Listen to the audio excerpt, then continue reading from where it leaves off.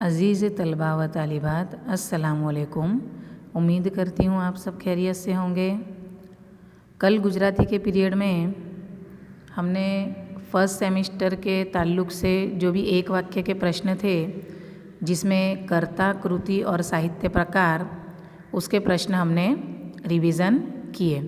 उम्मीद करती हूँ कि ये क्वेश्चन आंसर आप नोट में भी लिख लिए होंगे और आपको याद भी कर लेने हैं, क्योंकि एक वाक्य में और जोड़का जोड़ों में ये प्रश्न पूछे जाते हैं।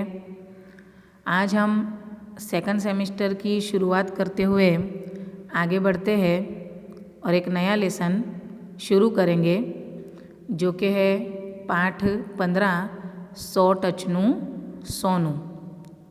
100 टचनू सोनू, इसका अर्थ होता है 100% खरा सोना जिसे कहते हैं, 100% प्योर गोल्ड।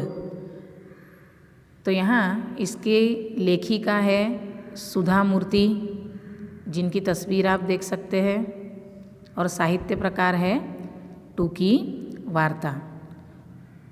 तो यहाँ सुधा मूर्ति जो ये लेखिका है, इन्होंने 100 टच का सोना किसे कहा है, ये आगे हम लेसन में देखेंगे। तब आपको इस लेसन का शीर्षक जो है वो अच्छे से समझ में आ जाएगा। सबसे पहले लेखिकानो परिचय, लेखिका सुधा मूर्ति का परिचय हासिल करेंगे, उनके बारे में मालूमात हासिल करेंगे। सुधा मूर्ति, उनका समय यानी वक्त है 19/8/1950। કર્ણાટકના શિગાંવમાં તેમનો જન્મ થયો હતો। कर्नाटक राज्य के शिगांव शहर में उनका जन्म हुआ था। तेओ इन्फोसिसना स्थापक नारायण मूर्तिना पत्नी छे। इन्फोसिस करके जो फाउंडेशन है, संस्था है, उसके स्थापक नारायण मूर्ति के पत्नी है ये सुधा मूर्ति। ये भी उनकी एक अलग पहचान है। तेओ कन्नड़ अने अंग्रेजी भाषाना लेखिका होवा उपरांत इन्फोसिस फाउंडेशनना चेयरपर्सन छे। मतलब एक कन्नड़ और इंग्लिश अंग्रेजी भाषा की लेखिका होने के अलावा वो इन्फोसिस फाउंडेशन जो है उसके चेयरपर्सन भी है। तेमणे इलेक्ट्रिकल इंजीनियरनी डिग्री गोल्ड मेडल साथे मेळवी छे। इलेक्ट्रिकल इंजीनियर की डिग्री उन्होंने गोल्ड मेडल के साथ हासिल की है। डॉलर वहू, मननी वात, संभारणानी सफ़र, महाश्वेता, बोरसल्लीनी पानखर, तेमना संस्मरणात्मक निबंधोना पुस्तकों छे। ये जितनी भी हमने नाम देखे, ये सब उनके साहित्य कृतियाँ हैं। सामाजिक सेवाना प्रदान माटे तेमने पद्मश्री पुरस्कार से सम्मानित कराया है। मतलब समाज की सेवा में भी उन्होंने अपना योगदान दिया है और इसके लिए उन्हें पद्मश्री एनायत किया गया था। तो सुधा मूर्ति की मालूमात हमने हासिल की। अब संक्षेप में, शॉर्ट में, ये लेसन में 100 टचनू सोनू, इसमें सुधा मूर्ति जो है वो क्या कहना चाहती है वो हम संक्षेप में देख लेते हैं। ये टूकी वार्ता है, यानी छोटी सी कहानी। एक गरीब विधवा कुटुंबમાં ભણતરનું મહત્ત્વ સમજીને મહેનત મજૂરી કરીને પણ પોતાના દીકરા અય્યપ્પાને ભણાવે છે। एक गरीब विधवा स्त्री है जिसका नाम कुटुंबमा है, वो भणतर यानी इल्म, तालीम, उसकी अहमियत समझकर मेहनत मजदूरी करके भी अपने बेटे को, जिसका नाम अय्यप्पा है, उसको पढ़ाती है। जे दीकरो भणतरथी आगळ वधी अनेक होटलनो मालिक बने छे। ये जो गरीब विधवा कुटुंबमा है, वो मेहनत मजदूरी करके अपने बेटे अय्यप्पा को पढ़ाती है। वही पढ़ाई में, इल्म में कामयाबी हासिल करके आगे भविष्य में अय्यप्पा कई होटलों का मालिक बनता है ने अंते બધું પોતાના દીકરાને સોંપી કુટુંબમાંના બોલ પર પોતાના વતન ગામ આવી શાળાઓ બનાવે છે। लेकिन अंत में, ये वार्ता के अंत में, जो अय्यप्पा है वो अपनी माँ कुटुंबमा के कहने पर, उसके एक बोल पर ही अपने बेटे को सब कारोबार सौंप के अपने वतन गाँव वापस आ जाता है और स्कूलें बनवाता है, जिससे कि बच्चों को तालीम मिल सके। अय्यप्पा पोतानी माताने एक दिवस कहे छे, अय्यप्पा क्या कहता है अपनी माँ को एक दिन, माँ आखू जीवन दुखों सहन कर्या तो हवे सोनाना जेटला दागीना गड़ावा हो एटला गड़ाओ। अय्यप्पा उसकी माँ से कहता है कि आपने मेरी पढ़ाई के लिए और मुझे अच्छा जीवन देने के लिए, अच्छा भविष्य देने के लिए आपने बहुत मेहनत मजदूरी की है, पूरी ज़िंदगी आपने दुख सहन किए है, तो अब हमारी मतलब कि जो परिस्थिति है वो अच्छी हो गई है, तो अब आपको जितने भी सोने के गहने बनवाने हो आप बनवाओ। तो इस पर कुतम्मा क्या जवाब देती है, बेटा 100 टचनू सोनू घरेणु तो एक ज छे। माँ क्या कहती है अपने बेटे से कि बेटा 100% खरा सोना तो उसका गहना तो एक ही है, वो कौन सी चीज़ है, भणतर। भणतर यानी इल्म। तो आम आ वार्तामां भणतरનું महत्व रजू थयुं छे। और ऐसे ये जो टूकी वार्ता है इसमें इल्म, जो हम इल्म हासिल करते हैं उसकी अहमियत बताई गई है। मूળ અંગ્રેજીમાં લખાયેલા પ્રસંગ સંભારણાની સફરમાંથી લેવામાં આવ્યો છે। ये जो टूकी वार्ता है ये मूળ अंग्रेजी में ली गई है और इसका अनुवाद यानी ट्रांसलेशन किया गया है। तो ये संभारणानी सफ़र करके जो सुधा मूर्ति की पुस्तक है उसमें से ये प्रसंग लिया गया है। तो यहाँ हमने संक्षेप में टूकी वार्ता जो है उसका सार देख लिया है। उम्मीद करती हूँ कि आपको ये टूकी वार्ता पसंद भी आएगी। आगे बढ़ते हुए देखते हैं, पाठ की शुरुआत करते हैं। भारत में अतिथि देवो भवनी भावना खरा अर्थ में जोवी होय तो गामडाओं में जवू पड़े। अतिथि देवो भव यानी अतिथि यानी मेहमान। मेहमान जो है उसको भगवान समान हमारे भारत देश में माना जाता है। तो यहाँ भारत में जो ये अतिथि देवो भव की भावना है, अगर ये सही मायने में देखी जाए तो ज़्यादातर हमें ये कहाँ देखने को मिलता है, ये जज्बा गांव में। गांव के लोगों में मेहमान की मतलब कि जो है स्वागत, उनका मान सम्मान ज़्यादा किया जाता है शहरों के मुकाबले।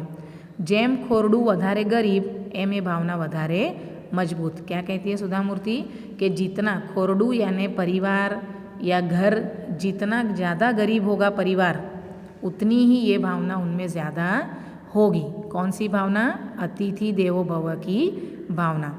भारो भार प्रेम और आदर सत्कार मळे। अगर हम कोई गरीब परिवार में जाते हैं, गरीब कुटुंब में जाते हैं, तो भले ही उनके पास पैसे टके या बहुत ऐशो आराम की सुविधा नहीं होगी, लेकिन दिल में उनके प्रेम और आदर सत्कार हमारे लिए भरा होगा और वो हमारा बहुत ज़्यादा सत्कार करते हैं। तो वही बात यहाँ बताई गई है। खरो आनंद तो ये वातनो होय कि सामे ए साचुकला मानवीओनी कई अपेक्षा न होय। और यहाँ क्या कहते हैं सुधा मूर्ति कि सही बात तो ये देखने जैसी है कि जो ये गरीब परिवार या गांव के लोग जो हमारा मेहमान के शक्ल में जो हमारा आदर सत्कार करते हैं, तो इन लोगों को हमसे कुछ भी सामने से चाह नहीं होती है, कोई उम्मीद, कोई अपेक्षा नहीं होती है, कोई उनका मतलब नहीं होता है। वो जो भी करते हैं वो साफ़ और सच्चे दिल से करते हैं। अक्सर हमारे यहाँ कोई बहुत हाई फाई मेहमान आने वाले हो और हमारे काम के हो, तो हम उनकी ज़्यादा मतलब के उनकी मान सम्मान, उनका स्वागत करेंगे कि नहीं, हमको इनसे ये काम निकलवाना है। अक्सर ये मतलब के कॉमन ये चीज़ देखी जाती है, हर किसी के लिए ये लागू पड़ती है।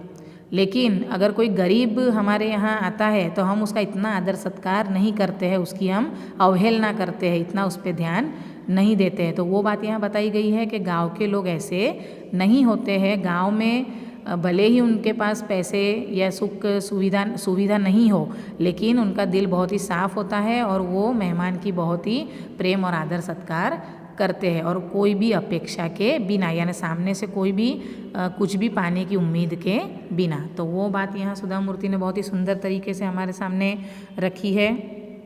आगे देखेंगे। एक बार हूँ कनारा जिल्लाना नानकड़ा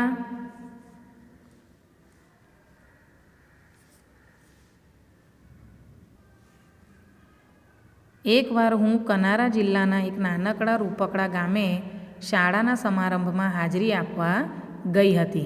यहाँ जो नायिका है वो कहती है कि एक बार कनारा ज़िले के एक छोटे से लेकिन बहुत ही खूबसूरत गांव में, रूपकड़ा गांव में यानी अच्छे एक सुंदर खूबसूरत गांव में एक स्कूल के प्रोग्राम में हाज़िरी देने के लिए वो गई थी। અરબી સમુદ્રને કાંઠે આવેલ ગામ, સાવ ઠંડુ, કાળ જાણે થંભી ગયો હોય ત્યારે ભગવાને ફુરસતે ઘડ્યું હોય તેવું લીલુંછમ છેવાડાનું गांव। जो गांव में ये गई है वहाँ की मतलब की सुंदरता, वहाँ के प्राकृतिक सौंदर्य की बात करते हैं कि एक बार वो कनारा ज़िले के एक छोटे से लेकिन बहुत ही सुंदर खूबसूरत गांव में एक कोई स्कूल के प्रोग्राम में मतलब हाज़िरी देने गए थे। और ये गांव का वर्णन करते हुए वो कहती है कि अरबी समुद्र के किनारे आया हुआ ये गांव है, बिल्कुल ठंडा। समुद्र किनारे जो गांव होते हैं, शहर होते हैं, वहाँ ठंडक ज़्यादा होती है। और क्या कहती है, काળ जाने थंभी गयो है, यानी वक्त जैसे कि रुक गया हो, तब ऊपर वाले ने, कुदरत ने इसे फुर्सत से बनाया हो, ऐसी यहाँ हरियाली, लीलूछम यानी हरियाली देखने को मिलती है। ऐसा ये छेवाड़ानु यानी आखिरी सरहद मतलब के आखिरी का ये गांव है। एक पण होटल न मळे। अक्सर हम कहीं घूमने जाते हैं तो वहाँ होटल की रहने की सुविधाएं होती है, लेकिन ये जो गांव था जहाँ ये लेखिका गई थी तो यहाँ कोई भी मतलब कि रात ठहरने के लिए कोई होटल नहीं थी। नानकड़ी शाळाना जे मुख्य शिक्षक हता ते अपरिणित हता। ये जो छोटी सी स्कूल थी, यहाँ के जो मुख्य शिक्षक थे वो मतलब के अपरिणित थे, शादीशुदा नहीं थे। तेओ कोईना घरे भाड़ाना रूमમાં રહેતા। તેથી તેમણે મને ધીમેથી કહ્યું, મેડમ આ શાળાના ચેરમેન અને મુખ્યદાતા ખૂબ જ ભલા સજ્જન છે, આપને તેમના ઘરે રહેવું ફાવશે? આજે વરસાદ ઘણો છે, નદીમાં તો ઘોડાપૂર ઉમટ્યા છે, એટલે આજની રાત તો આપે અહીં જ રોકાઈ જવું પડશે। ये जो लेखिका है वो जो स्कूल के प्रोग्राम में गई है वहाँ मतलब के एक भी होटल नहीं है और बारिश बहुत ज़्यादा होने की वजह से घोड़ापुर यानी पूर आ गया है, हर जगह पानी भर गया है। अब सिचुएशन ऐसी है कि ये जो लेखिका है इनको गांव में ही मतलब कि एक रात निकालनी पड़े। और जो मुख्य शिक्षक है वो अकेले हैं और वो भी किराए के घर रूम में रहते हैं, इसलिए उन्होंने जो लेखिका है उनको कहा कि ये जो स्कूल है इसके जो चेयरमैन है, मेन मुख्य दाता है, ये बहुत ही अच्छे इंसान है, बहुत ही सज्जन है। आपको उनके घर पे रहने मतलब में घर पे रहने में कोई दिक्कत तो नहीं है। आज बारिश भी ज़्यादा है, इसलिए आपको आज की रात तो यहीं रुकना पड़ेगा। तो इस प्रकार ये गांव से और ये स्कूल के किस्से से यहाँ हमारी टूकी वार्ता की शुरुआत होती है। तो हमने संक्षेप में देखा, आपको समझ में आया होगा उम्मीद करती हूँ इतना लेसन। नेक्स्ट पीरियड में ये कहानी को आगे बढ़ाएंगे। तब तक के लिए अल्लाह हाफिज़।